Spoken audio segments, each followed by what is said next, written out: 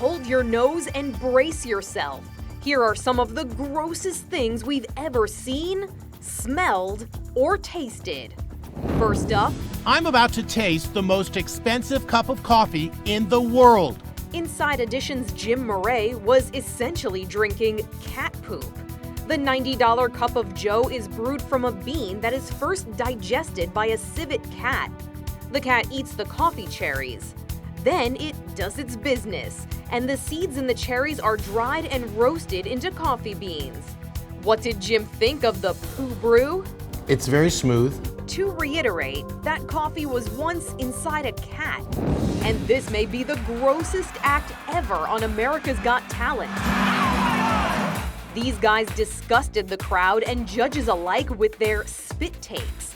And it wasn't just water, they also used ketchup, mustard, and raw egg. It's the most stupid act we've ever had on the finals of AGT. Inside Edition caught up with the so-called human fountains. They're a bunch of friends originally from Denver, and they've been doing their thing since they were teenagers. I am the resident germaphobe. I make sure we keep to health standards, a lot of vitamin C, zinc, elderberry. Our main goal was to create something that makes people laugh and smile, and that's what we want to do. Gross. Something is wrong. Something is wrong with me. You can say that again. In 2019, Netflix released the horror movie Perfection that allegedly made some people sick just by watching it. It had scenes like this.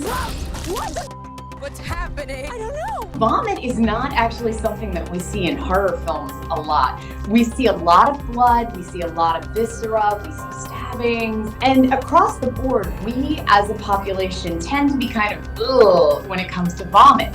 That's kind of this line that doesn't get crossed very often. And hey, look, it's rubber ducky bacteria.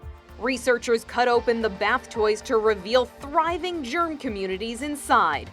What's worse, when the researchers tested the liquid emitted by the rubber duckies, they found potentially harmful bacteria. That included staph and strep. Those little bugs can send you to the hospital. The silver lining to this grimy inner lining is that these germs may help strengthen the immune system. Next, check out this house. It's a wreck, and it was on the market. From the living room to the kitchen to the bathroom, it needed the deepest of cleanings. And amazingly, the asking price was $475,000. This is the living room of this ugly house. It's 3 bedrooms, 2 baths, and this is the good part. It's all downhill from here. The garage looked like a jungle, and tree roots had cracked open the floor. The bathroom wasn't any better. You can see roots coming up through the floor and through the tile. Look at that. This is the master shower. The house's realtor called it the ugliest home he'd ever tried to sell. I'll use my foot. Oh, wow, look at that. Does the water work? I don't think you want to try that. I don't want to touch anything. Yeah, don't touch anything. The realtor thought the house could be flipped and sold at a profit, as much as $600,000. Why not just tear it down?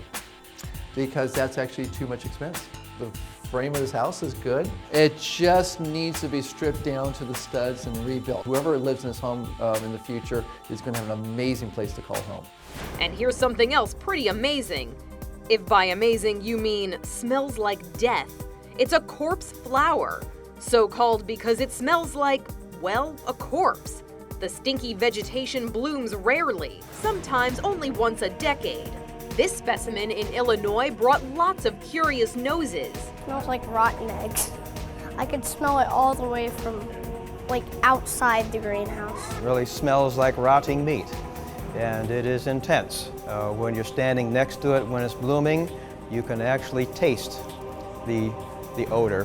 And that odor actually has a purpose. The spadix producing the aroma of rotting meat, and the spathe looking like rotting meat is what it uses to attract flies, which are the pollinators. Pretty gross, but this is grosser.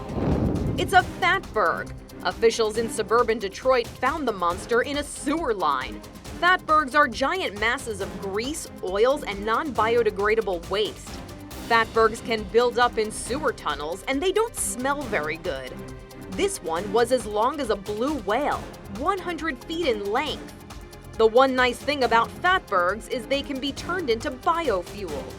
Still, it's better to not flush your baby wipes, household grease, and other stuff down the drain. This is InsideEdition.com.